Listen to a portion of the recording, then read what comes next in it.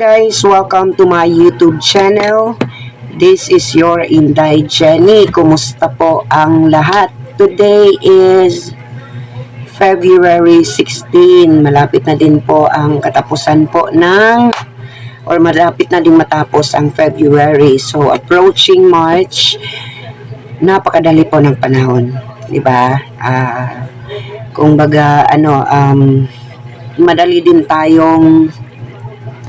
madali din tayong tumanda or din yung edad natin, napakadali, no? So magiging 43 na tayo. So ayun na nga, pataas yung edad natin, so dapat gumawa po tayo ng kabutihan sa kapwa, diba? As much as possible, pilitin po natin na maging mabuti po sa kapwa, tumulong kung meron po tayong extra, maging mabuting nilalang, kung baga, no? Kagaya po ng isa sa mga members ko po sa Mix Angels, nagpakita po ng kabutihan. May share po siya sa ating kababayan na bedridden at may kapansanan po. I'm referring to Rick Jason. Actually, pangatlong beses na po itong pagtulong.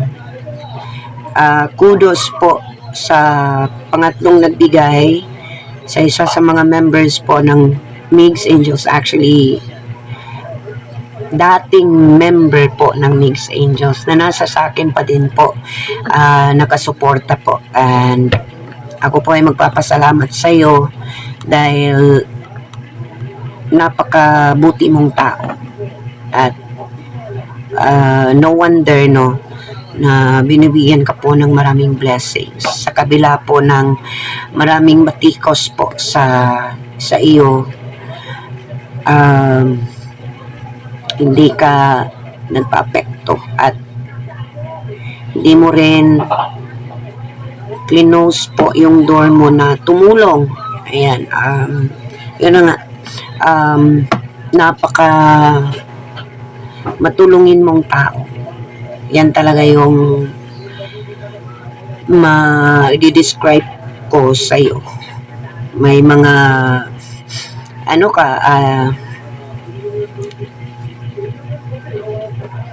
ka magsalita, straightforward.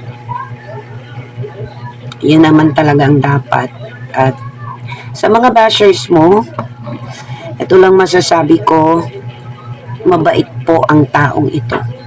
Kasi nai-announce ko lang, or may nag-comment lang sa live ko, nag-chat agad siya sa akin na tulungan natin. Ayan. So, for today's video, meron po kaming natulungan sa pangatlong pagkakataon po itong si Rick Jason na bedridden at saka may kapansanan po. May papakita po kong short video.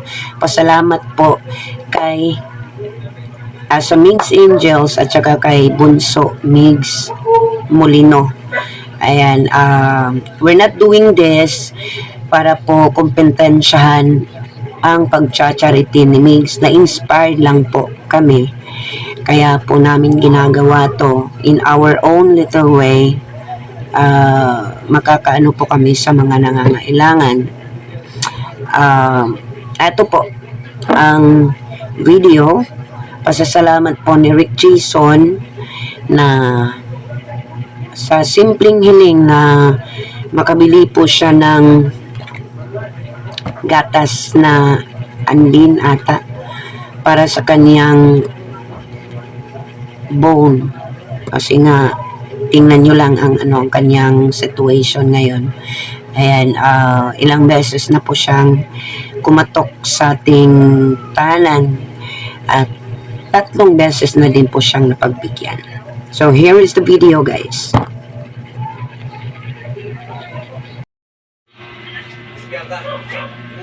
Magandang umaga po, Ma'am Mix Angel Luz Bininda, Mix Molino, maraming salamat po sa sponsor niyo po.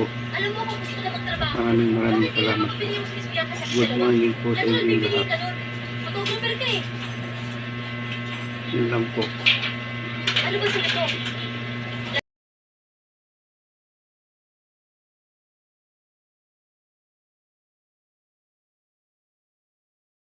Magpapasalamat po ako sa ex-member ko po, Migs Angels. I-credit daw to sa Migs Angel, which is sa grupo ko po. At kay Migs Molino. Ayan, dahil sa'yo, na-inspired po kaming tumulong po sa ating kapwa, especially po sa mga kabunsuan na nangangailangan po din ng tulong. Ayan. So, maraming salamat po. Ipagpatuloy nyo lang, Migs Molino, ang pagtulong mo din sa kapwa para po mas marami pang ma-inspired sa mga ginagawa mo. Ayan. That's all for today, mga kabunso. And this is your Inday saying God bless at ingat. Mag-ingat po tayo lagi.